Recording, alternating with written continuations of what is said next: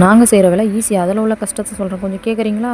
பாத்தி கட்டி தண்ணி விட்டு முடிச்சதுக்கப்புறம் ஊறட்டன்ட்டு கொஞ்சம் நேரம் படுத்து எழுந்திருக்குள்ளே வண்டி வந்துடும். வண்டி வந்ததுக்கப்புறம் ஓடி போய் சேறு அடித்ததும் களைஞ்சிருக்கிற சேத்தெல்லாம் கூட்டி விட்டு களத்துக்கு தண்ணி போட்டு முடிச்சதும் தள்ளுப்பலை வச்சு தள்ளி முடிச்சதுக்கப்புறம் சவுடு வைக்கணும். சவுடு வண்டியாக இல்லையாந்து சவுடும் வச்சு அதுக்கு சவுடு களத்துக்கும் வீசி விட்டுட்டு வீட்டுக்கு ஓடி வந்து சமைக்கணுமே, சாப்பிட்ணுமே, குளிக்கணுமேனு எல்லா வேலை முடிஞ்சு படுக்கிறதுக்குள்ளே டைம் 8:30 ஆகிடுங்க. 8:30 மணிக்கு படுத்து நைட்டு 10 மணிக்கே எழுந்து போய் தின்ன சோறு செரிக்காத வாந்தி எடுத்துக்கின்னு நைட்டு 10 மணிலேருந்து விடிஞ்சு 10 மணி வரைக்கும் கல் போட்டு முடித்ததுக்கப்புறம் சவுடு போடணும். சவுடும் போட்டு அதை தார்பாய் வெடிக்கக்கூடாதுன்னு தார்பாய் போட்டு மூடி வந்து வீட்டுக்கு வந்து படுத்து எழுந்துட்டு போகிறதுக்குள்ளே மணி 2 ஆகிடும். 2 மணிக்கு ஓடி போய் மறுபடியும் திருப்பி கல் மடிக்கணும். எவ்வளவு வேலை!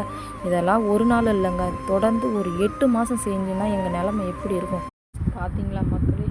இதுவாக ஈஸியான வேலை. சில பேர் அவங்களுக்கு சேம்பரில் வேலை செய்கிறாங்க, இதையே தான் சொல்லுவாங்க. செய்கிற எங்களுக்கு தான் தெரியும் இதோட கஷ்டம் என்னன்னு.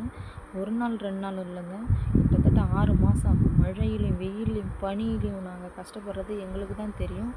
ஒரு நாள் தூங்காத இருந்தாங்களே உங்கள் நிலைமையை நினச்சி பாருங்கள். நாங்கள் கிட்டத்தட்ட 6 மாதம் தூங்காத இந்த வேலை தான் செய்யணும். சனி ஞாயிறு மட்டும்தான் தூக்கம், அதுலேயும் பகல் ஃபுல்லாக வேலை இருக்கும். நைட்டில் மட்டும்தான் கொஞ்சம் தூங்குவோம். கல் மடிக்கணும், கல் திருப்பணும், நிறைய வேலை இருக்கும் பகலில்.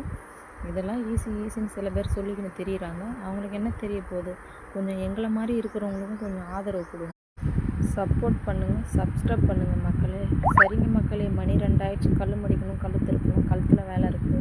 நெக்ஸ்ட் வீடியோவில் பார்க்குறோம். இந்த செங்கல் சூளையை பற்றி முழு விவரம் தெரியணும்னா கமெண்ட் பண்ணுங்கள் மக்களே. ஓகே, பாய்.